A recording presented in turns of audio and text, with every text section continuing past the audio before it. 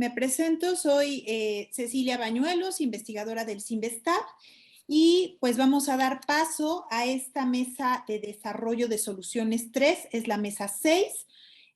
Bueno, para un poquito recuperar el tiempo, nada más recordarles la dinámica. Vamos a tener 20 minutos de exposición para nuestros ponentes.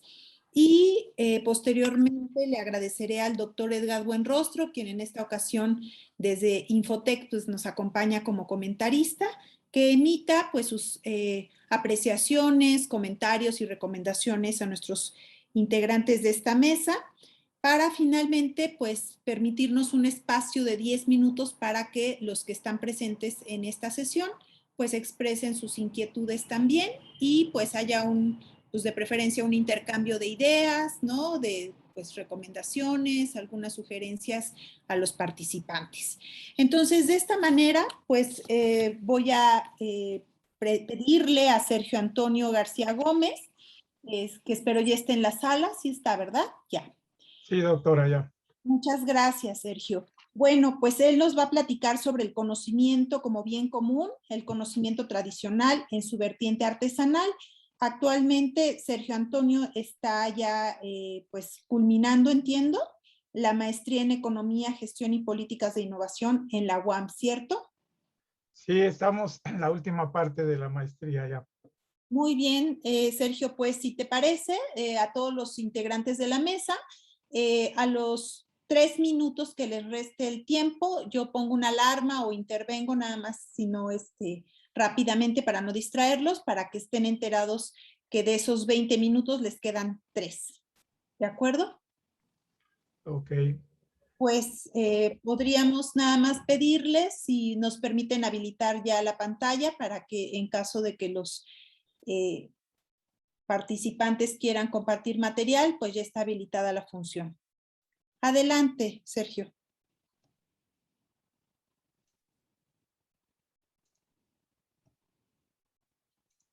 Perfecto, ya se ve, nada más si la pones en modalidad de presentación. Perfecto, adelante, corre tu tiempo. Gracias, buenas tardes, doctora, doctor, compañeros.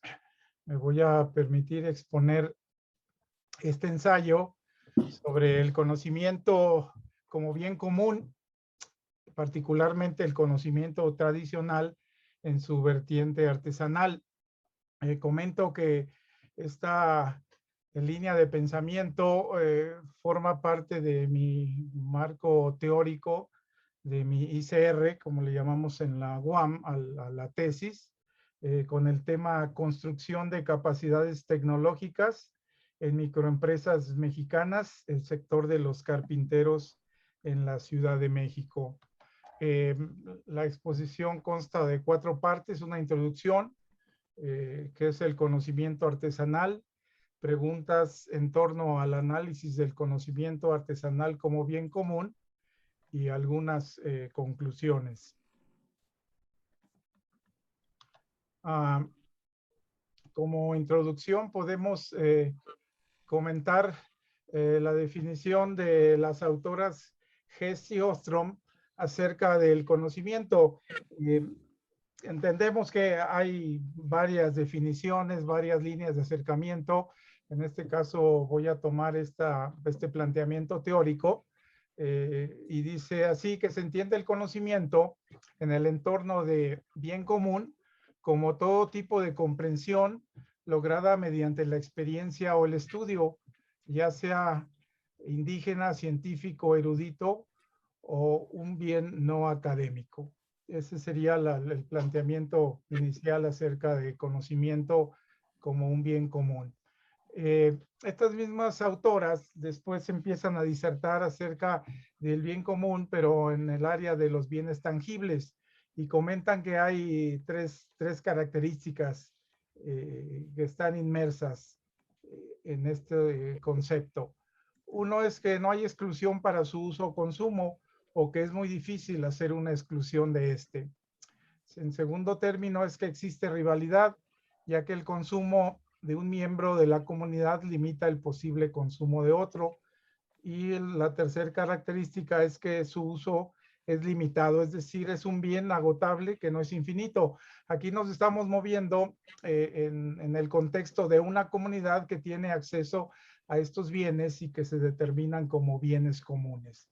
Sin embargo, para la parte del conocimiento, podemos observar que las últimas dos características parecen no presentarse y únicamente la primera. De esta manera podemos hablar del conocimiento como un bien intangible que es de uso universal. No se agota por la sobreexplotación, no es rivalizable o sustraíble. Esto es su uso y su aprovechamiento por parte de un individuo de esta comunidad no impide que otro pueda hacer uso del mismo. Entonces estamos hablando de un bien abundante en continuo crecimiento. Recordemos que una parte del conocimiento tiene la característica de ser acumulable, de fácil reproducción o relativamente fácil reproducirlo y distribuirlo, aunque tiene unas formas particulares de apropiación. En este caso, cuando hablamos de una comunidad a la cual tiene acceso a este bien común, esa comunidad tiene ciertos rasgos. En este caso, quien accede al conocimiento, por ejemplo, un conocimiento académico, pues está inmerso en esta institución y tiene sus reglas de acceso. Es decir, en este sentido, el bien común es común, pero para la comunidad a la cual se tiene acceso. Ah, ¿Cómo entender entonces el conocimiento tradicional? Esta parte es más difícil de definir, um, en parte porque quienes lo hacen nos movemos en el ámbito académico o científico y intentamos definir el conocimiento tradicional que no se mueve en esta área. Entonces vamos a ver que es un tanto difícil definirlo, todavía se está trabajando en la definición de este concepto, pero podemos tomar dos vertientes que han estudiado esto. La primera la hace el autor latinoamericano Reigades y básicamente pone tres características sobre este conocimiento. El primero es que no queda escrito, es esencialmente tácito, el segundo se conserva por medio de la tradición oral y el tercero es identificable con conocimientos indígenas, tanto en nuestra área latinoamericana como en otros entornos. Y básicamente también dice que hay una parte que queda codificado de este conocimiento, pero que realmente ha sobrevivido cuando se codifica en idiomas diferentes al español o al predominante. Y también comenta que al final enfrenta tres tipos de riesgos. Una exclusión epistemológica, eso es, debido a que no se construye en base a los estándares académicos, se tiende a menospreciar este conocimiento. El segundo, un riesgo de mercantilización, es decir, cuando en las comunidades que lo poseen lo empiezan a comerciar, se puede distorsionar y finalmente eso lo llevaría a una desaparición física como ha ocurrido en varios de estos ámbitos. Por su parte, los autores Valladares y Olivet definen el conocimiento tradicional por medio de estas 9 características. Cabe mencionar que el análisis de estos autores se basa en los textos que ha publicado la OMPI, donde ha intentado conceptualizar este concepto de conocimiento tradicional y dicen así, hay una dimensión práctica, es decir, se mueve más en el ámbito empírico.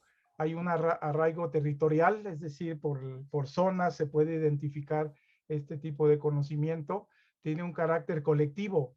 Este básicamente aplica más a las comunidades de tipo rural. En la zona urbana no se observa tanto ese carácter colectivo o con la misma intensidad. Tiene un linaje u origen histórico y a su vez hay un dinamismo intergeneracional, es decir, se transmite por estas formas. También tiene un valor económico, esto es importante destacar, y también tiene mucha correlación con el medio ambiente. También, como los otros autores comentan que tiene una característica oral lingüística, conforma una matriz cultural y finalmente hay unas expresiones de derecho colectivo en estas comunidades. Como podemos ver, es muy amplio este concepto. De aquí yo derivo estos planteamientos teóricos para introducirnos en el conocimiento artesanal, y de alguna manera lo planteo así. Este conocimiento artesanal deriva del conocimiento tradicional, tiene un valor económico que se incorpora a cierto tipo de producción. Es decir, forma parte de este conocimiento tradicional, pero tiene un énfasis en las cadenas productivas. Así, entonces, ¿cómo entender al artesano? Es aquel que adquiere este conocimiento y está definido por algunas de estas características. No todas están presentes, pero forma parte de la discusión. Este artesano es un trabajador que emplea sus manos, es realmente un trabajo manual, pero utiliza herramientas o instrumentos de trabajo para elaborar su producto. Este producto normalmente es único, aunque puede elaborar artículos similares, no produce en serie. Usa técnicas que pueden ser antiguas, pero se combinan con herramientas contemporáneas. Depende de su habilidad natural o aprendida para hacer artículos de calidad. Trabaja solo o junto a otros en un taller. Esta es una parte importante. Es posible encontrar artesanos como unidad económica formada por ellos mismos. Normalmente es dueño de sus instrumentos de trabajo, produce por encargo del cliente o a veces hace productos para el mercado, pero él mismo se encarga de todo el proceso, tanto de producción y venta, es decir, desde el diseño lo elabora él, compra las materias primas, las transforma, las lleva a vender y finalmente también se encarga de distribuir la ganancia. En términos económicos, en la vertiente marxista, este artesano es la representación del dueño de los medios de producción y de la fuerza de trabajo en una sola persona. A veces puede ser un embrión capitalista cuando contrata empleados, pero otras es algo híbrido, porque sus empleados pueden ser sus socios o sus familiares con los cuales comparte la ganancia, es decir, no son realmente sus empleados, sino únicamente la ganancia se puede distribuir entre ellos. Es una categoría especial con la cual hemos convivido, pero a veces la discusión teórica no se centra mucho en estos elementos, sino únicamente se les ve como una unidad pequeña, la microempresa, pero a veces no se profundiza en las características que han ido conformando a este segmento artesanal. A partir de esto, tomo yo como unidad de análisis un segmento dentro de la parte artesanal. Es muy amplio, podemos encontrar artesanos de todo tipo, por eso es que este universo parece muy difícil de adentrarse y discutir sobre él. Me pareció interesante tomar un segmento dentro de los artesanos por dos razones. Primero, siguiendo un análisis inductivo, es posible conocer una parte para entender la dinámica del todo. Y segundo, porque los carpinteros son un segmento artesanal casi permanente, es decir, que están siempre en la historia de la humanidad, y puedo aventurarme a decir, es un segmento muy robusto y casi tan antiguo como el hombre mismo. La parte ya nuestra, es decir, tanto en Latinoamérica como en México, lo ubicamos históricamente como una formación dentro del modelo colonial. Y podemos observar que se dieron dos vertientes dentro de esta. Por un lado, las escuelas de artes y oficios fundados por los frailes, dando capacitación a la población indígena y conformando el esquema de lo que después se llegó a conocer como los artesanos libres. Por otro lado, el mayoritario, conformado por un sistema gremial más enfocado en los mercados urbanos, con un sistema jerárquico de enseñanza, así como una producción y comercialización altamente regulada, ¿no? Las llamadas ordenanzas que conformaban este sistema gremial provienen de la Europa medieval y fueron trasladadas a la América colonial. Este sistema de enseñanza estaba constituido en tres niveles: aprendiz, oficial y maestro. La característica que se ha podido observar de estas ordenanzas es que eran los mismos miembros de los gremios quienes hacían los lineamientos, los inscribían en su unidad política particular y de esta forma ya quedaba inscrito en las regulaciones.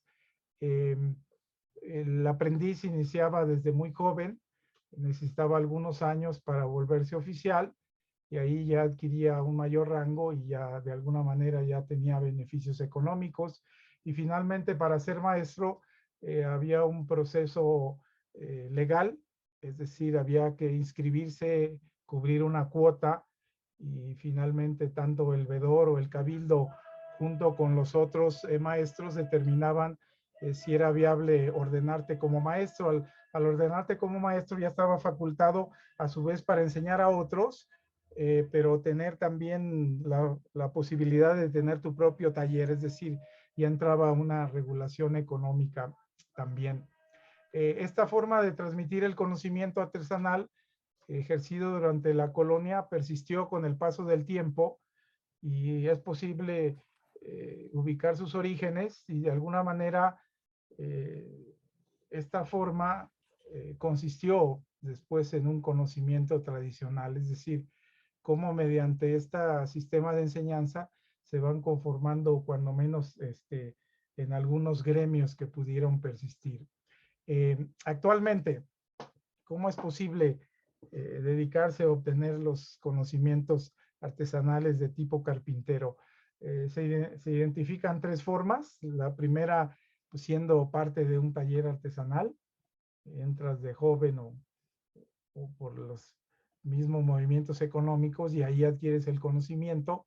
Otro es mediante una institución educativa, pero ahí te dan conocimientos a nivel básico o intermedio.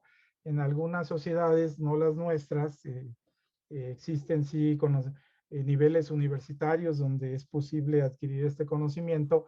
En el caso mexicano, básicamente es a nivel secundaria o algún nivel técnico, ¿no?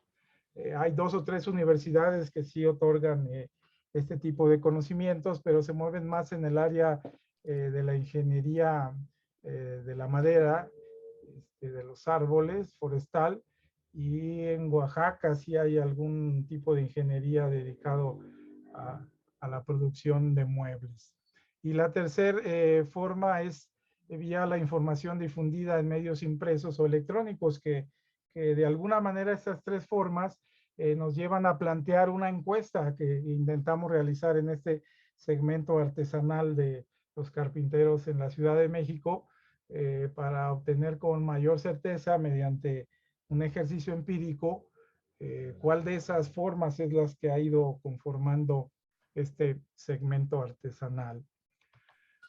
Finalmente, análisis respecto a las preguntas que plantean las autoras Hess y Ostrom referente al conocimiento como bien común. Mencionan tres áreas: equidad, eficiencia y sostenibilidad. Respecto a la equidad, este asunto se refiere a la apropiación y contribución justa respecto al mantenimiento del bien en cuestión. Aquí en este caso, referente al conocimiento artesanal carpintero, una forma de medir esto o de su incidencia es que propiciar un acceso abierto al conocimiento sería un aspecto que propicie la equidad. Respecto a la eficiencia, esta tiene que ver con la producción, gestión y el uso óptimo del recurso. Para atender esta pregunta sobre el bien del conocimiento artesanal, se tendría que considerar un aprovechamiento óptimo, en este caso, de los recursos de las materias primas que alimentan el segmento. En este caso, qué tan buen uso se hace de la materia prima, la madera, y aquí pues ha habido varios avances, sobre todo en la parte de la bioeconomía. Se ha trabajado mucho para tener un contexto que trabaje en el entorno, ¿no? Se busca que los artesanos carpinteros, aunque algunos de ellos que trabajan nada más en el área urbana, más los del área rural, deben ser conscientes del uso apropiado de este bien renovable y no fomentar una sobreexplotación que lleve a la llamada tragedia de los comunes, que tiene que ver con el agotamiento del suministro de la materia prima. Y finalmente, en la parte de sostenibilidad, tiene que ver con los resultados a largo plazo de la actividad artesanal. Y en esta parte podemos comentar que los carpinteros, aun cuando han visto disminuir sus actividades en los últimos siglos, recordemos que un tiempo en la Edad Media, pues casi toda herramienta o maquinaria era realizada por carpinteros, dijéramos, eran los ingenieros de aquel tiempo, nada más para recordar la rueda hidráulica, el antecedente de nuestros motores, pues era utilizada por vía madera y utilizando las fuerzas del agua, ¿no? Después fueron muy importantes en los medios de transporte, ¿no? Ya sea por tierra o por mar, la madera era fundamental. Posteriormente, ya con los tiempos modernos, pues fueron desplazados por el descubrimiento del acero a nivel industrial. Sin embargo, su permanencia en el ámbito del mobiliario de los hábitats urbanos, tanto en las casas como en las oficinas, le da una seguridad de sostenibilidad, es decir, se puede decir que toda vivienda o toda oficina, toda área de trabajo requiere el servicio de los carpinteros. Quedan 2 minutos, Sergio, por favor. Gracias, doctor, estamos concluyendo. Perfecto. Dos conclusiones. Bueno, el conocimiento no trabaja con fronteras, no quiere acotarse a ellas, busca expandirlas al grado de diluirlas.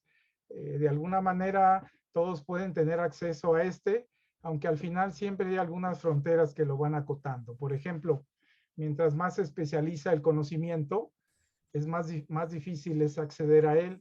Se requiere ya sea un idioma particular o sobre todo conocer el idioma técnico del saber en cuestión. En la parte de bien común, como en su vertiente tradicional artesanal, creo que debe ser aprovechado por dos razones principales. Una, porque es un conocimiento tradicional y merece ser conservado como parte del acervo cultural de la humanidad.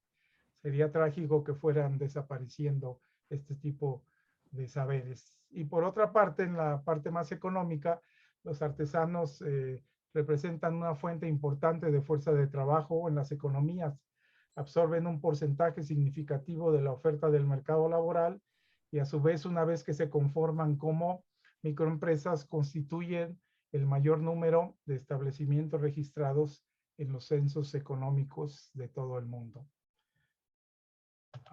Esta es la bibliografía y muchas gracias.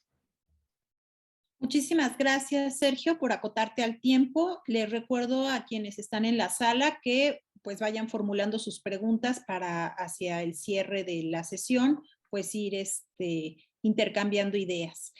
A continuación, damos paso a la presentación de Joyner Hoyos, quien nos platicará sobre las tendencias y desafíos de la inclusión digital a través de un estudio bibliométrico. Él está, entiendo, cursando pues todavía la maestría en gestión de la innovación tecnológica, cooperación y desarrollo regional en el Instituto Tecnológico Metropolitano. Joyner, adelante, si gustas compartir tu presentación, ya está habilitada la función. Claro que sí. Buenas tardes para todos y muchas gracias. Me confirman si ya pueden ver la presentación. Sí, ya se puede ver y ya está en el formato de presentación. Si te parece igualmente, a los 3 minutos te aviso para que puedas cerrar en tiempo y forma. Perfecto. Entonces les voy a compartir este análisis bibliométrico alrededor de las tendencias y los desafíos de la inclusión digital que hace parte de uno de los componentes de mi tesis de maestría en el Instituto Tecnológico Metropolitano. Como es bien sabido por todos, las tecnologías de la información y las comunicaciones han permeado todos los ámbitos de la sociedad. Hoy en día asistimos a un fenómeno que se determina o se denomina economía digital, donde diferentes elementos de la sociedad, como la educación, como el empleo, como las transacciones financieras, entre otros, se ven permeados o se ven atravesados por el uso de estas tecnologías. Actualmente, el acceso a esas tecnologías se considera como un indicador del desarrollo de una nación se establece una métrica que permite identificar cuánto avanza una nación de acuerdo al acceso que sus habitantes tienen en términos de tecnologías de información y comunicación, y algunos otros autores consideran el acceso a estas tecnologías también como un derecho fundamental. No obstante, podemos observar cómo existe una asimetría, una diferencia entre aquellas personas que tienen acceso a esas tecnologías y las que no lo tienen.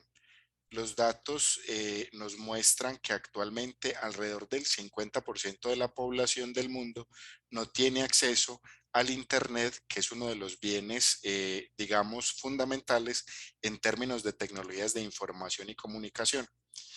Y adicionalmente a esto, el COVID-19, la pandemia, ha mostrado que los efectos de esa brecha digital no son solamente efectos meramente técnicos, sino que tienen unas implicaciones de carácter social y se constituyen en un factor de exclusión social. ¿En qué sentido? Vemos cómo en muchos casos la deserción escolar ha aumentado debido a que en las familias, en los hogares y especialmente en zonas rurales, no existen los recursos para que los niños puedan acceder a través del Internet o a través de plataformas digitales a las clases. En otro sentido, muchas comunidades vulnerables han sido excluidas de las nuevas estrategias del sistema de salud, como lo son la telemedicina, porque tampoco tienen acceso a este recurso. Entonces, se ha convertido la brecha digital en un problema o en una dificultad que ya no solo tiene que ver con los aspectos técnicos que comporta, sino que va configurando unos efectos sociales sobre aquellos grupos vulnerables o aquellos grupos excluidos, y por lo tanto podemos entonces hablar de un fenómeno de exclusión social. Es así como aparece el término de inclusión social de inclusión digital como una estrategia que figura en la agenda de los diferentes gobiernos del mundo como ese esfuerzo para cerrar esa brecha digital en todas sus dimensiones, y sobre todo como una apuesta hacia el desarrollo sostenible desde la implementación de las tecnologías de la información y la comunicación. ¿Cómo podemos entender entonces la brecha digital en este marco teórico? En primer lugar, es una diferencia que existe entre los individuos o cualquier grupo social que tiene acceso y aquellos que no tienen acceso a las tecnologías de la información y la comunicación, y especialmente acceso a Internet, que, como les decía, es uno de los recursos fundamentales en términos de TIC. No obstante, subyacente a ese concepto de asimetría o diferencia, existen algunos elementos bien importantes de resaltar. En primer lugar, es que existen unos grupos que son vulnerables por su condición, por su configuración y sus características sociales, geográficas o demográficas, tienen un mayor grado de vulnerabilidad frente a los efectos sociales en los que se puede traducir la brecha digital. En este sentido, tenemos a los ancianos, a las personas discapacitadas, aquellos que no tienen empleo, y especialmente a los habitantes de zonas rurales donde es de difícil acceso o de consecución estos elementos de la inclusión digital. Adicionalmente, la discusión está enmarcada fundamentalmente en temas de acceso físico y material. El acceso físico tiene que ver con el recurso del Internet, con esas posibilidades de conectividad que existen en las diferentes poblaciones, y el acceso material tiene que ver con la tenencia de dispositivos, ¿cierto? Llámense computadores, tabletas, celulares, etcétera. No obstante, esto es un nivel muy básico de discusión en términos de brecha y de inclusión digital, porque hay otras características que son de vital importancia en este análisis, y uno es el uso que se le da a esas herramientas tecnológicas y las capacidades que los individuos tienen realmente para utilizarlas. Y por otro lado, tenemos el tema de los resultados y los beneficios que obtienen los individuos cuando utilizan las tecnologías de la información y la comunicación. Entonces, las características de la brecha digital se dan en estas tres dimensiones, y por ende todas las estrategias de inclusión digital deberían considerar estas dimensiones que acabamos de mencionar. Por otro lado, entonces, surge el término de inclusión digital como ese medio o esa estrategia que permite cerrar la brecha digital en esas dimensiones que acabamos de mencionar. acceso, capacidades y los beneficios que resultan del uso de las tecnologías de la información y la comunicación. Y en ese contexto hay un concepto fundamental que cobra vital relevancia y es el término de la alfabetización digital, como ese pilar que permite construir las capacidades que los individuos requieren para que puedan acceder a esas tecnologías, para que las puedan utilizar correctamente y sobre todo para que puedan obtener beneficios del uso de ellas. Y en este mismo sentido, la inclusión digital entonces facilita a esas personas la participación política y su integración al desarrollo económico. Permite que los individuos y los grupos puedan acceder a más información, puedan estar más conectados, puedan participar de las decisiones que se toman en sus diferentes entornos y por lo tanto les permite una integración y una participación activa en términos sociales. Entonces, a través de una metodología de análisis bibliométrico establecemos una ecuación de búsqueda. Esa ecuación de búsqueda la aplicamos en Scopus. Finalmente analizamos los resultados y utilizamos una herramienta para análisis de palabras clave que es VosViewer, y con esto obtenemos algunos resultados en este análisis bibliométrico. En primer lugar, en los últimos 10 años tenemos una dinámica creciente de publicaciones en términos de inclusión digital. Esto está muy relacionado primero con con el creciente desarrollo de esas tecnologías durante estos últimos 10 años, todo lo que hemos visto en capacidad de procesamiento, computación en la nube, etcétera, etcétera. Entonces eso hace que la discusión alrededor de la inclusión digital tome mayor relevancia en este tiempo. Y vemos cómo en los años 2019 y 2020 hay una creciente tendencia a publicación en estos aspectos, precisamente porque la pandemia, las condiciones que algunos países han establecido de confinamiento, han puesto en evidencia los efectos sociales que tiene la brecha digital y por lo tanto la gran oportunidad que existe en términos de inclusión digital de cara a la inclusión social. Existen diferentes autores que abordan estas temáticas, algunos de los más importantes están en esta gráfica.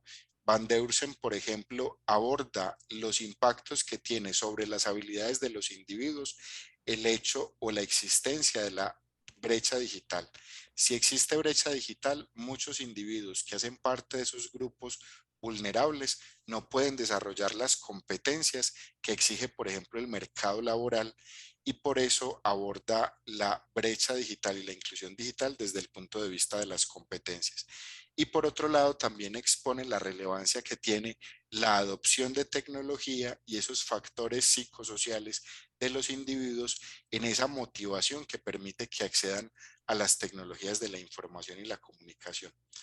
Por el otro lado, Van Dijk, por ejemplo, habla de cómo las diferencias sociales y los avances en la tecnología, en vez de crear un espacio o un ambiente de inclusión digital, propician en muchas ocasiones que la brecha digital se vea magnificada o se vea aumentada. Existe una correlación, podríamos decir, negativa entre los avances tecnológicos y la brecha digital, puesto que a mayor avance tecnológico se requiere mayor capacidad adquisitiva y esto en algunos casos no es posible para esos grupos vulnerables.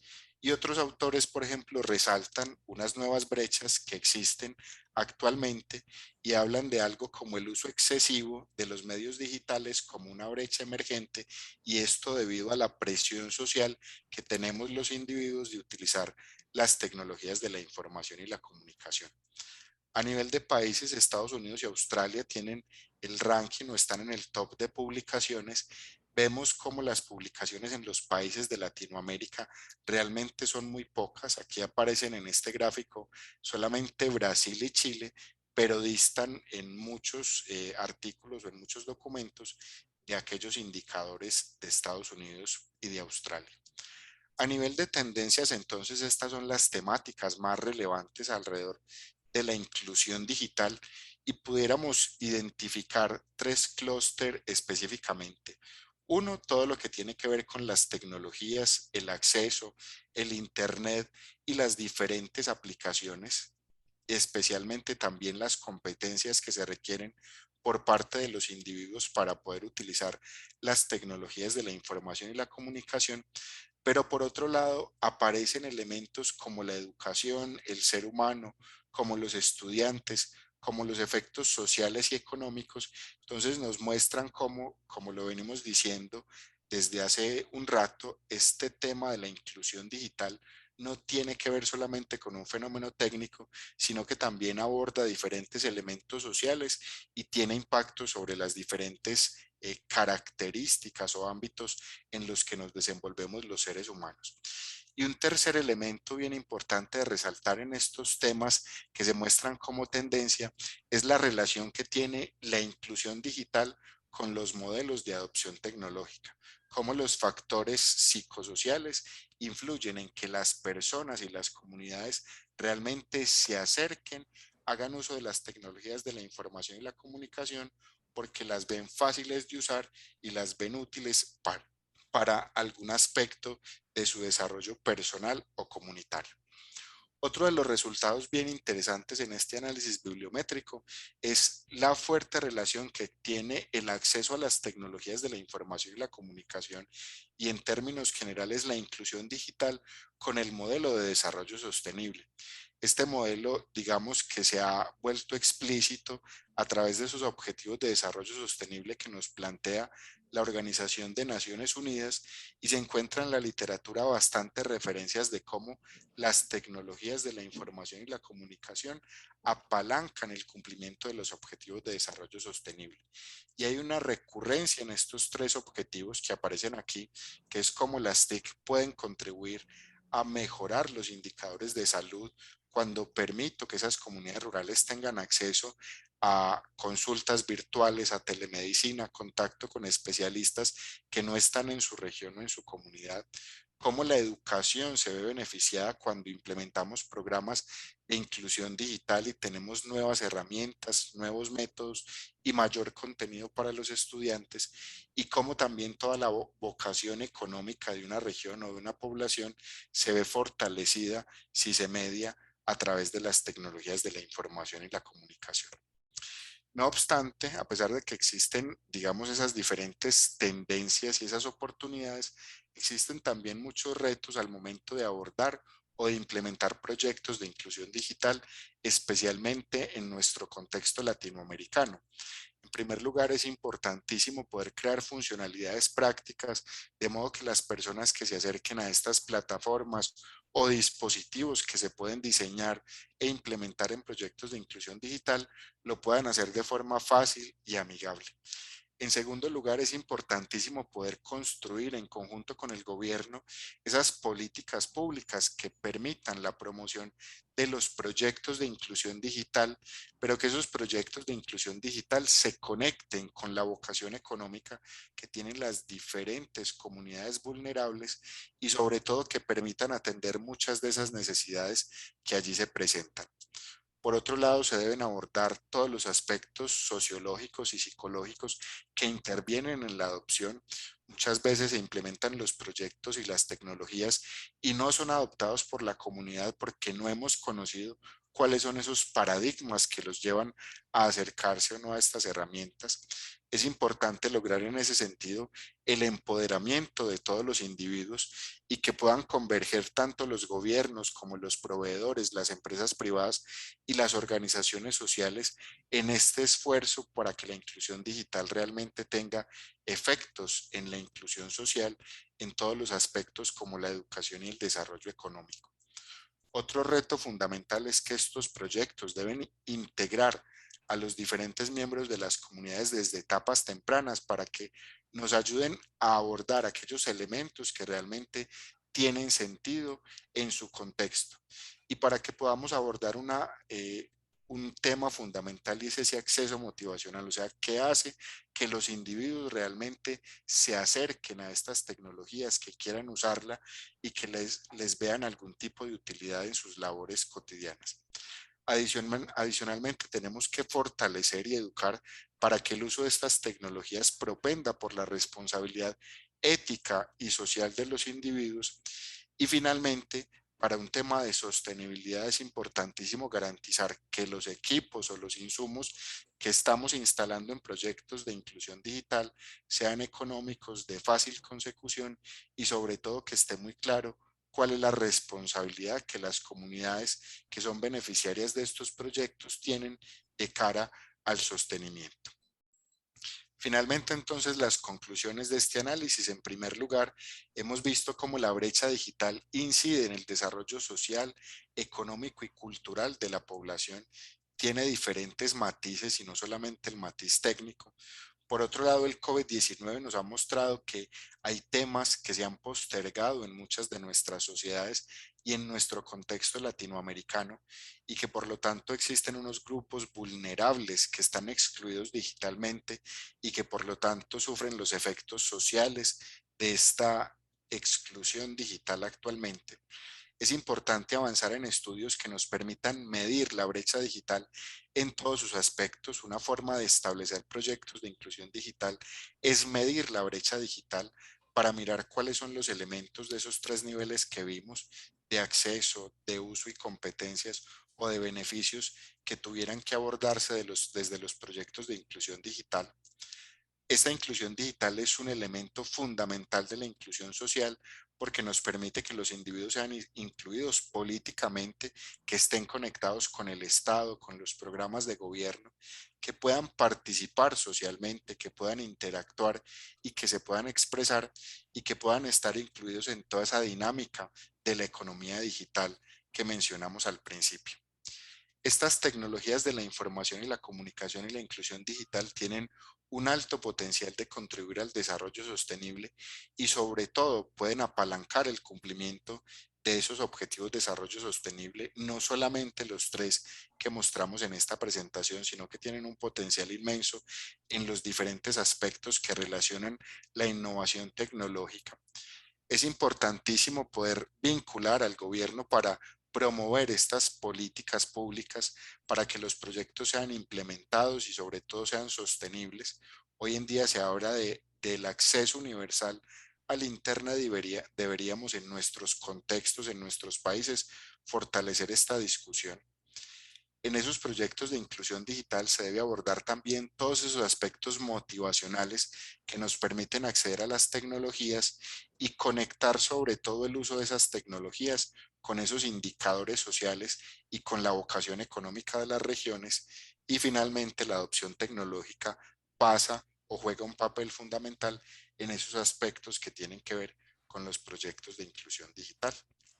Estas son las referencias y muchas gracias por su atención. Muy bien, Joyner, ya no quise interrumpirte porque vi que vas en muy buen tiempo. Entonces, pues nuevamente te agradezco que te hayas ceñido al tiempo disponible. Eso nos va a permitir dar pauta para las preguntas, ¿no? Para tener más intercambio de preguntas. Entonces, a continuación, agradeceré a Arturo Conejo Sotelo, pues que pues nos dé su presentación sobre innovación, elemento indispensable para impulsar el crecimiento económico, un análisis econométrico para explicar esta relación. Él actualmente cursa la maestría en Economía, Gestión y Políticas de Innovación en la UAM. Bienvenido, Arturo, adelante. Sí, muchas gracias. Sí se me escucha perfectamente, ¿verdad? Así es, y ya se ve muy bien tu presentación y nuevamente te aviso 3 minutos antes de que se te venza el tiempo, ¿de acuerdo? Claro que sí. Gracias. Adelante. Bueno, buenas tardes. Primero que nada, agradecer al comité organizador que me permite participar en este coloquio y a los asistentes por haberse tomado el tiempo de conectarse. Bueno, el trabajo que presento realmente es un ensayo que lleva por título Innovación, elemento indispensable para impulsar el crecimiento económico y a través de un análisis econométrico, ¿no? Primero que nada, resaltar que este ensayo solo es un primer acercamiento a un tema que desarrollaré en una tesis con mayor profundidad mucho más adelante.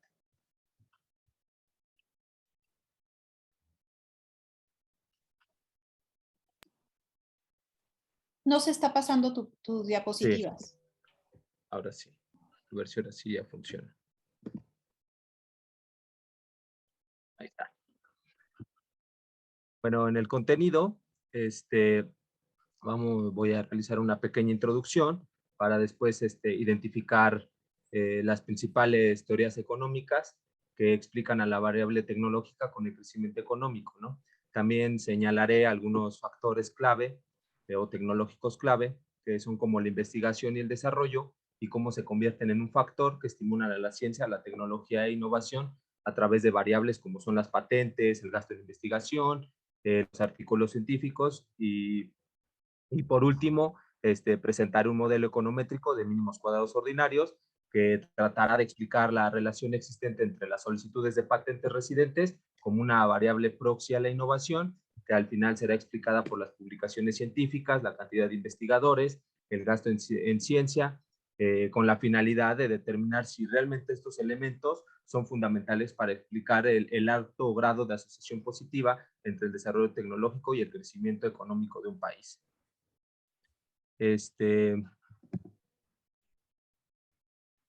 Bueno, hoy en día la globalización pues, realmente nos ha permitido ver cómo la ciencia, la tecnología y la innovación pues realmente empiezan a jugar un papel protagonista en el crecimiento económico, ¿no?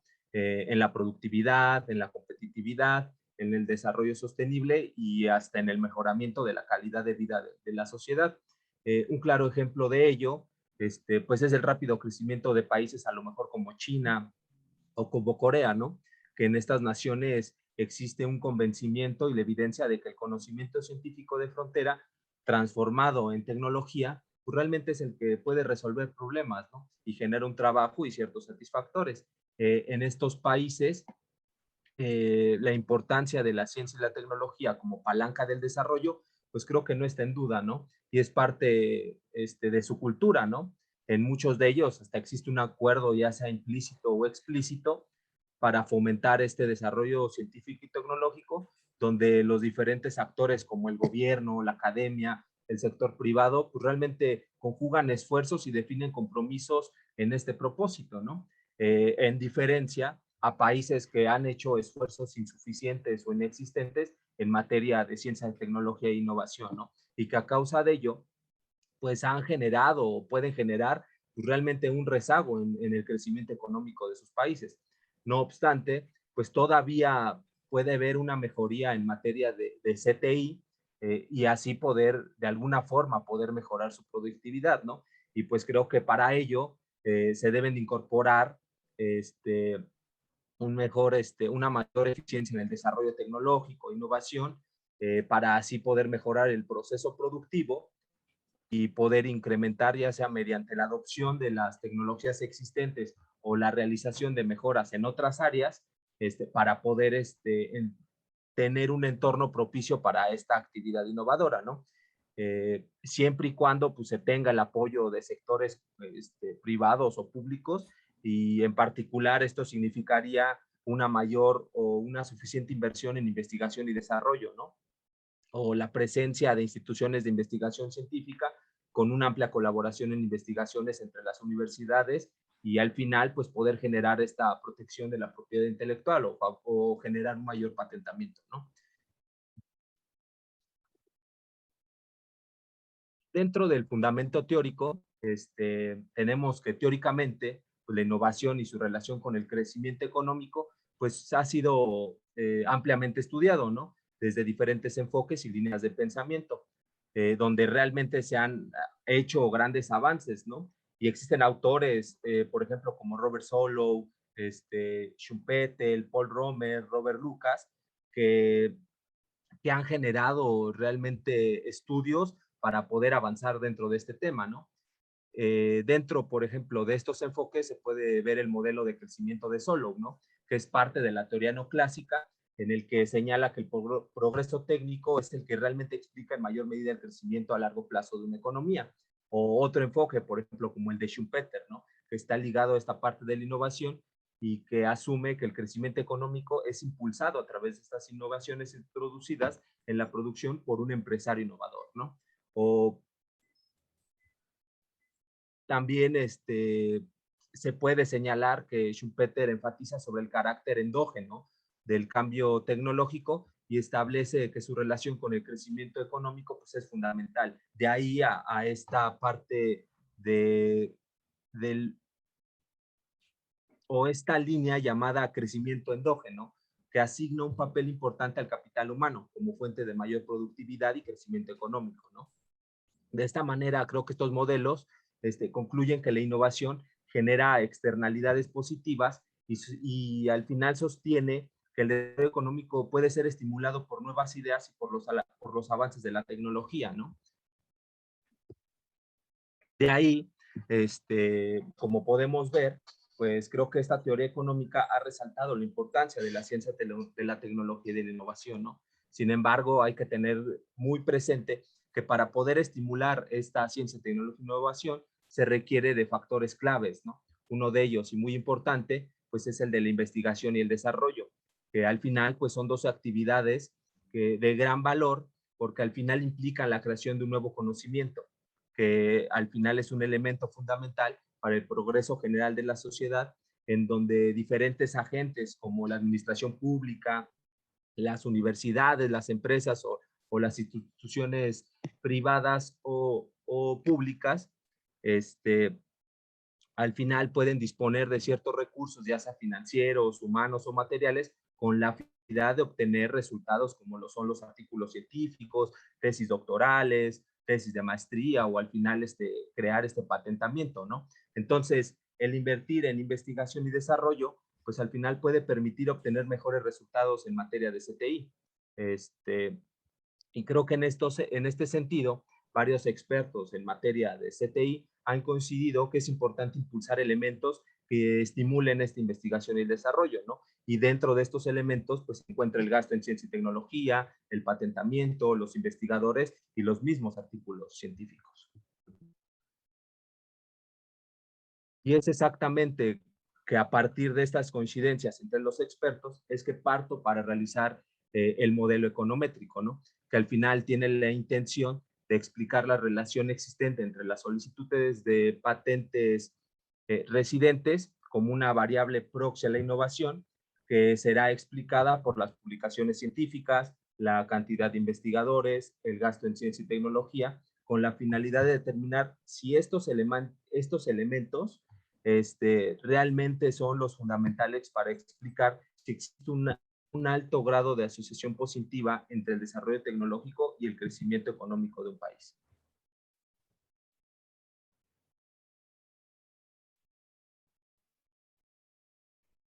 Antes de presentar el modelo, sí me gustaría mencionar que en un inicio tenía contemplado trabajar con 160 países y con un periodo lo más actualizado posible. Sin embargo, al revisar los datos y no siendo estos fuentes primarias o de primera mano, se encontró que muchos de los países a veces ni siquiera se registran o simplemente no hay información al respecto o se tienen datos desfasados. Y con respecto al año, pues era lo mismo, ¿no? No se tenía para todos los países datos actualizados. Entonces, al final, pues se construyó una base de datos de corte transversal que cubre solamente un periodo, que es el del 2013, para solamente 42 países, ¿no? Esta base de datos se construye con datos de la OMPI, del Banco Mundial y de la UNESCO. Resaltar que el dato de la variable patentes es para el total de solicitudes de patentes residentes, mientras que la variable gasto en investigación y desarrollo será la medición que utiliza como porcentaje del PIB. Y en lo que concierne a los investigadores y a las publicaciones, pues se utiliza el total de ellos, ¿no? Entonces, se puede ver en el PowerPoint cómo es que armé la parte de mi modelo.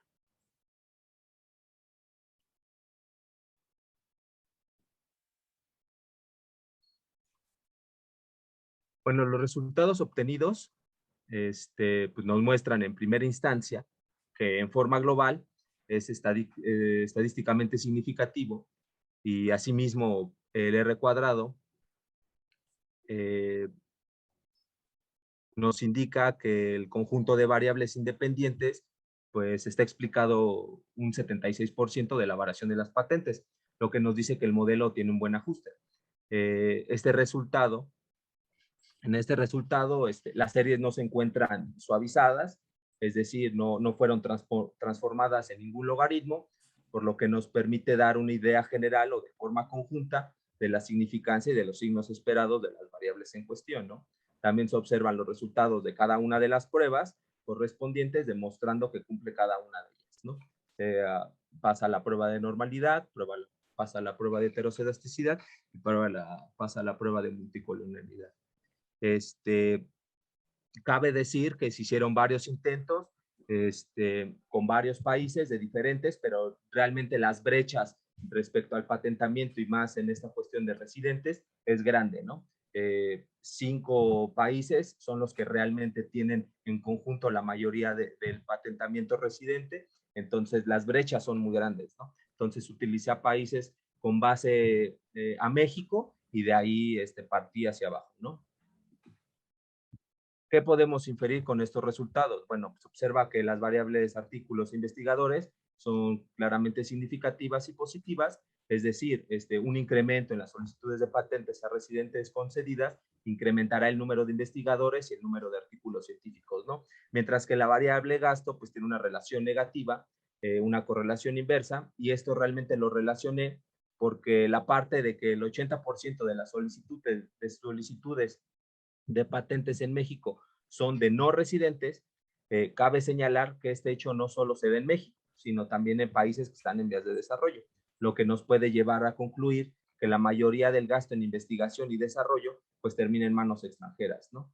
Esto puede generar un serio problema, ya que a pesar de que en México se hagan a lo mejor esfuerzos en incrementar el gasto en investigación y desarrollo, pues no se cumple con esta parte de la cadena, ¿no? En el que un incremento en el gasto pues generará mayores investigadores, por ende más artículos científicos que impactarán en un incremento en la solicitud de patentes residentes. Y al final, pues esto no se termina reflejando, ¿no? Su verdadero propósito es el de impulsar, pues realmente estas patentes, ¿no? Por último, ¿qué conclusión se llega? Bueno, pues que la creación de patentes en general vistas como medida de la innovación y generación de nuevas ideas es una fuente de crecimiento económico en el largo plazo, en el cual las ideas del resto del mundo desempeñan un papel importante, pues producen externalidades positivas e incluso pueden inducir un desarrollo más fuerte en las actividades de investigación y desarrollo que generan nuevas ideas por parte de los residentes.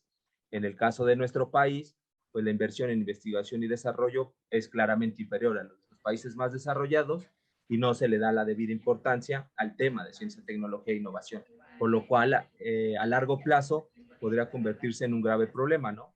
Si se forman nuevos investigadores, pero no se incrementa el nivel de gasto por investigador, pues al final la atracción de los países de mayor desarrollo haría que la fuga de cerebros continúe, pudiendo de alguna forma incrementarse. Y no solo eso, también si consideramos que tenemos una base de investigadores limitada, pues las consecuencias por el número de patentes generadas por año pues sería mínimo, ¿no?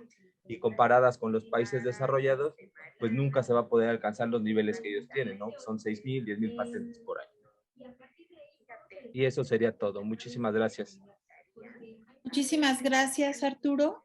Y bueno, vamos a tener tiempo suficiente para discutir, para comentar con el doctor Edgar, ya que nuestra última participante, pues lamentablemente no presentará. Entonces, doctor Edgar, pues si gustas, comenzamos con los comentarios, el intercambio de ideas. Adelante, doctor. Gracias, muchas gracias, doctora. Sí. Bueno, pues los trabajos en realidad están muy interesantes, están bastante variados. Entiendo que algunos ya están casi terminados y otros pues apenas están en el proceso de inicio, ¿no? Entonces, voy a tratar de ajustar también un poquito los comentarios a esta situación. Y voy a empezar un poquito en el orden en donde también nos hicieron la presentación. Entonces, bueno, particularmente quiero empezar con Sergio. Sergio, el tema del conocimiento tradicional, sí es un tema que se ha tratado relativamente poco en la parte académica, desde la parte de la innovación. Se ha tratado desde otros acercamientos. Entonces, lo que sí me llama la atención, que sí quisiera comentar contigo, es que, bueno, hay ciertos elementos cuando dicen, bueno, empiezas un poquito con las partes anecdóticas, un poquito con las cuestiones históricas, que está bien, pero ¿cómo lo empezamos a relacionar ya en esta función de los mecanismos de transmisión de conocimientos, ¿no? O sea, ahí es, me parece, donde queremos, bueno, a mí me gustaría ver esa parte de la transferencia, cuáles son estos mecanismos, cuáles son estos elementos que facilitan, estos elementos que lo limitan, y al final establecer cómo esta recuperación, porque hablas muy bien, dices, bueno, es importante por dos elementos, ¿no? Primero, se debe recuperar porque es un conocimiento que está ahí, que es tradicional, etc. Está muy bien. Y segundo, dices, bueno, es parte del crecimiento económico de su aporte. Bien. Ahora, pero si es parte del crecimiento, también es un proceso, es un tipo de conocimiento que también se va adaptando, ¿no? Se va adaptando. ¿Y cómo esto va a generar estos nuevos procesos de innovación? Hace algunos años yo recuerdo que se dio esta discusión también con un trabajo, que decían, bueno, es que está muy bien, pero ¿en qué parte vemos que tu posgrado es también en innovación, ¿no? Entonces, ¿cómo lo vinculas a esos temas?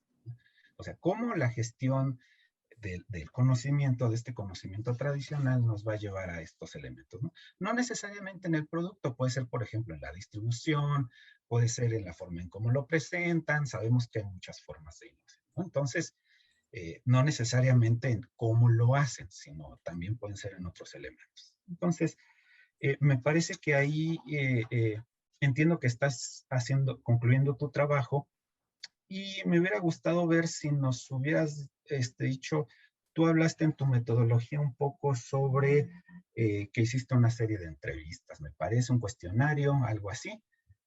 ¿En qué consistió, no? ¿Cuáles eran los elementos?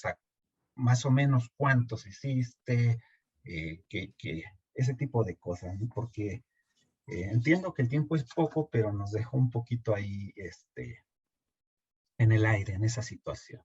Entonces, me gustaría ver esa parte, ¿no? Es un tema muy interesante, como te digo, me parece que hay que rescatar este tipo de conocimientos, pero sí articularlo con estos nuevos acercamientos, ¿no? Entonces, voy a decirlos todos, después si quieren comentamos.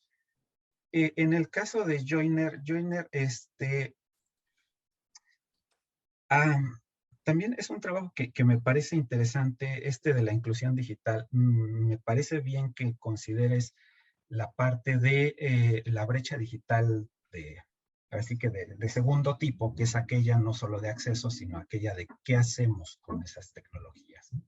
Entonces, me parece muy interesante que hagas este acercamiento, me parece muy funcional. Ahora bien, lo que a mí me gustaría que comentar es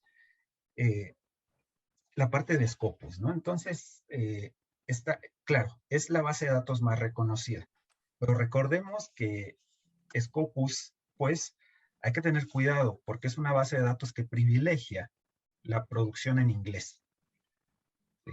Privilegia esa parte, entonces hay una sobrerepresentación de la temática de los autores que escriben en inglés particularmente, y algunos en alemán y en francés, pero sí particularmente en inglés, ¿no? Entonces, hay que tener en cuenta que tiene ese sesgo cuando hagas tu análisis, ¿sí? Ahora, después haces una serie de revisión de los documentos y haces una serie de temáticas. Está bien, a mí me gustaría ver si se pudiera hacer alguna clasificación, ya que hiciste esta revisión, una clasificación de los diferentes acercamientos, porque los autores provienen de diferentes escuelas, varios de los que pusiste. Entonces, tienen diferentes acercamientos y evidentemente su foco de estudio está en diferentes partes de este mismo fenómeno. Entonces, si pudieras hacer una clasificación, digamos, de los acercamientos y a partir de ahí empezar esta discusión entre estos acercamientos, sería súper enriquecedor tu trabajo para esta temática, ¿no? Y pues ya que vas a usar BSO Viewer, pues VSU Viewer hace mapas relacionales.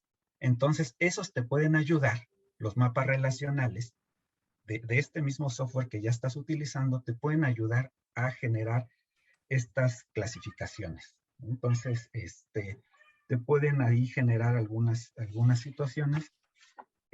Me parece que es un acercamiento interesante, pero te digo, hay que tener esta salvedad, ¿no? Que está muy basado en documentos que están escritos en inglés.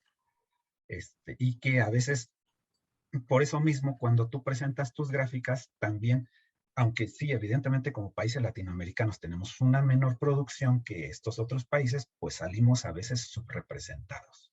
Entonces, y ver cómo se va a incorporar a los, ¿cómo se llama? A los objetivos del desarrollo sostenible.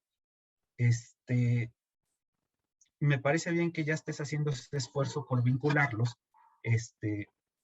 Habría que ver en específico, porque recordemos que los objetivos del desarrollo sostenible se subdividen todavía en otros.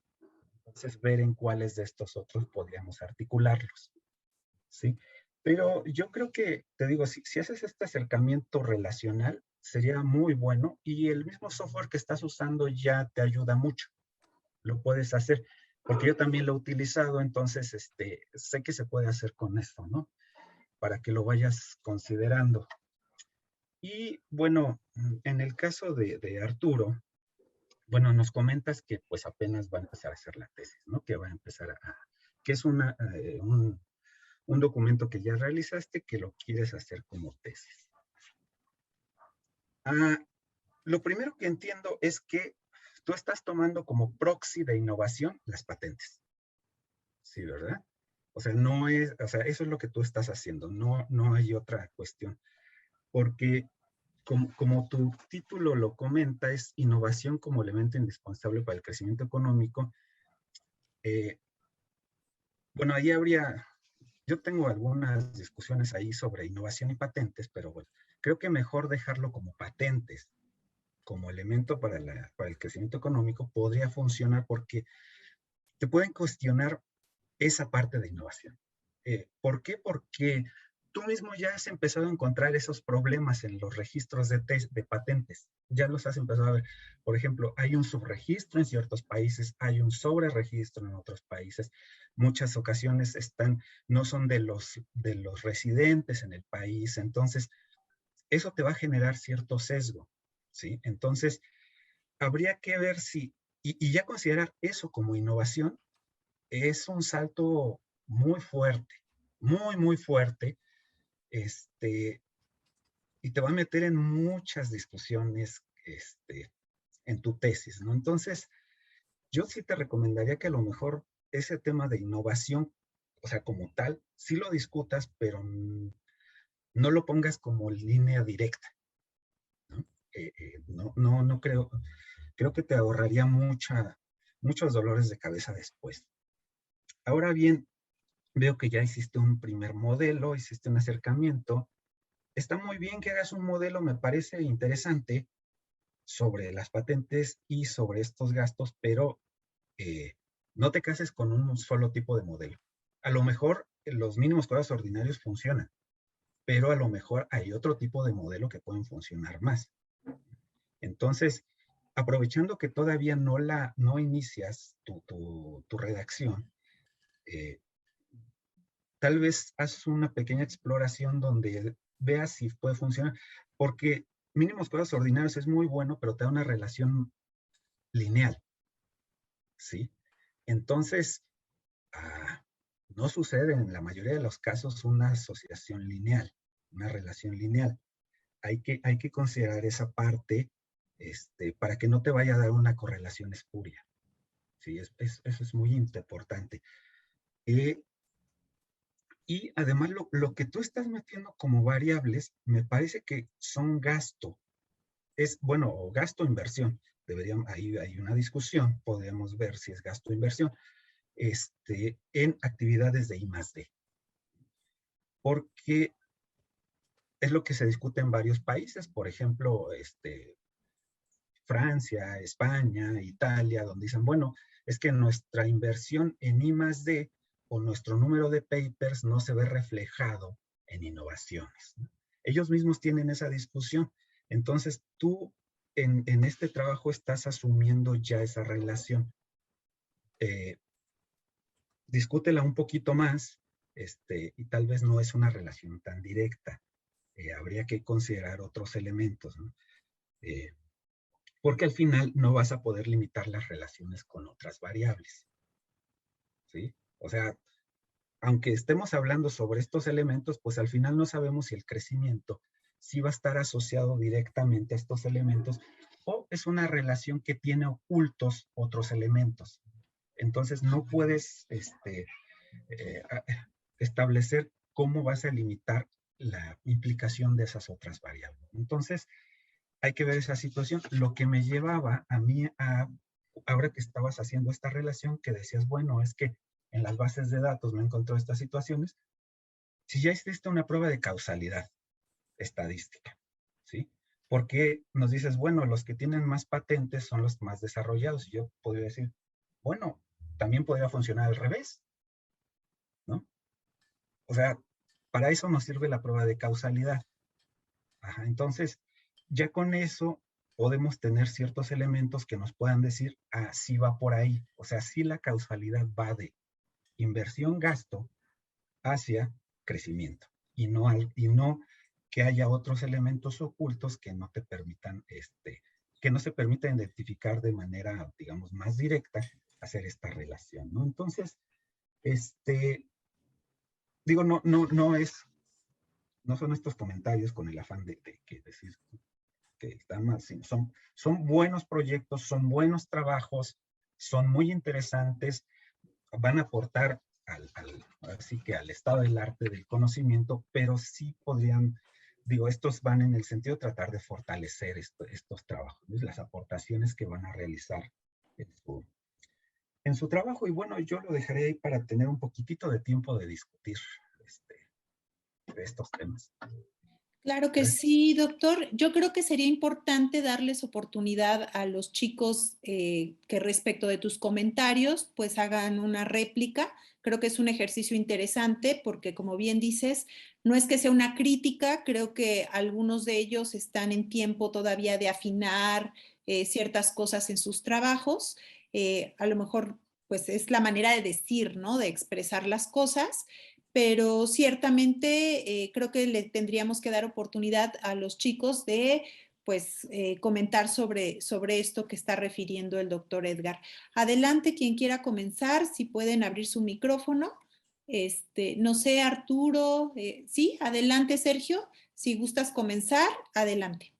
Gracias, doctor, por tomar el tiempo de analizar rápidamente. Hay una exposición breve, pero me parece interesante lo que comenta. Efectivamente, en el caso de la MEJI estamos ahorita trabajando, Arturo también está en eso, todavía en el marco teórico, doctor, entonces todavía es posible incorporar todo lo que nos comentan. Y en los siguientes trimestres vamos a estar trabajando ya en la parte empírica. Y en este caso parece interesante su pregunta, cuestionamiento, ¿cómo se va a diseñar esa encuesta? ¿Qué elementos va a incluir? Primero, varias problemáticas enfrentamos, ¿no? La pandemia es una de ellas. En el caso del segmento artesanal carpintero en la Ciudad de México, que es el que yo conozco, más particularmente y donde va a estar centrada mi investigación, presenta la problemática de que no tiene organizaciones que agrupen a este segmento, es decir, no es como un pueblo rural en Michoacán, en Oaxaca, donde todos los artesanos pues, están agrupados, ahí es más fácil acercarse a hacer el estudio. En este caso nos estamos acercando vía las organizaciones proveedoras para los carpinteros, que son los que incorporan a estos carpinteros al darles cursos, los meten en una base de datos. Entonces nos estamos acercando con ellos para hacer la base de datos precisamente para que sea una muestra representativa. Esperamos encuestar alrededor de 100 microempresas Y básicamente le puedo adelantar cómo estamos pensando hacer este diseño de encuestas. Es decir, vamos a seguir la taxonomía propuesta por Lupa Lee Johnson en 1994 en su trabajo seminal sobre economía del conocimiento, donde ellos plantean que el conocimiento es un recurso económico crucial y que es relevante para las economías y se agrupa en 4 categorías. Y estas 4 categorías es con las que yo quiero abordar la encuesta. Sería el saber qué, el saber por qué, el saber quién y el saber hacer. Evidentemente el saber por qué, los mismos autores dicen esto refiere más al conocimiento científico, es el que aborda la academia y el que desarrolla más los elementos de innovación. Pero me va a ser interesante hacer la encuesta en estas 4 temáticas para ir viendo cómo se mueve esto, lo que usted comentó, cómo se da esta transferencia del conocimiento, ¿no? Porque de alguna manera, como usted dice, lo planteo en la parte histórica, ¿no? Pero de alguna manera también en cuanto a mi enfoque y en cuanto al enfoque del path dependence, resalto esa parte, es decir, la historia cuenta y lo que falta es ir en el modelo empírico y saber qué tanto importa, porque en teoría, pues sí lo decimos y suena hasta bonito, ¿no? Y nos hace recordar y como dice, anécdotas, etcétera. Pero ya en la parte empírica va a ser importante ver cómo se responden los encuestados y hacer un análisis en tiempo y forma conforme a los tiempos y los calendarios que marque el mismo protocolo de la maestría. Pero sí, es importante considerar esta parte, doctor. Muchas gracias, Sergio. Joiner Hoyos, si quieres hacer tus comentarios. Sí, de mi parte, agradecerle, doctor, por sus comentarios. Me parecen muy valiosos y incluiré dentro de esta revisión el uso de otras fuentes de información, ¿cierto? Que me permitan tener unos mejores resultados. Me parece súper valiosa esa consideración. Asimismo, la consideración de hacer una clusterización en torno a las temáticas que tratan estos diferentes autores. Como estoy en la construcción de ese marco teórico, entonces todavía estoy a tiempo de incluir todos estos elementos. El proyecto mío trata precisamente de este tema de inclusión digital en el marco de los Objetivos de Desarrollo Sostenible en una comunidad rural y también con lo que me dice de mirar esos aspectos de cómo se subdividen los Objetivos de Desarrollo Sostenible. Creo que hay una clave fundamental, especialmente trabajando con las metas de esos Objetivos de Desarrollo Sostenible, ¿cierto? Porque hablar del objetivo puede ser muy genérico, pero cuando bajamos a las metas realmente se puede correlacionar cómo esos proyectos o cómo la inclusión digital realmente le aporta al cumplimiento de esos objetivos. Entonces, nuevamente, muchas gracias por sus comentarios. Gracias, gracias, Joiner. Y bueno, finalmente, Arturo, tu réplica, por favor. Sí, gracias. Bueno, igual agradecer al doctor por los comentarios. Como señala mi compañero Sergio García, estamos en la maestría desarrollando parte de nuestro marco teórico y bienvenidos totalmente. La verdad es que muy acertados sus comentarios. La verdad es que sí había visto yo cuando empecé a realizar este ensayo esas deficiencias que encontraba, como usted lo señala, ¿no? Desde el momento en que tratas de buscar estos datos y no se tiene ni siquiera como para poder relacionar con un modelo lineal esta cuestión, pues entonces desde ahí implica alguna, al te hace ruido algo, ¿no? Entonces, desde esta perspectiva, quedo totalmente agradecido con los comentarios. Yo ya también había visto algunos detalles que analizar y profundizar, entonces, pues seguiré indagando en esta perspectiva para poder generar un mejor modelo, ¿no? Y como dice, no quedarme con el lineal, sino buscar a lo mejor uno de cointegración o alguno que se pueda generar con mayores certeza y que no me vaya a salir espurio, como señala el doctor. Muy bien. Bueno, tenemos nada más poquito tiempo, pero si hubiera alguna pregunta de los que estamos en la audiencia. Es el momento, pueden abrir su micrófono o mostrarla en el chat. Por favor, háganlo saber.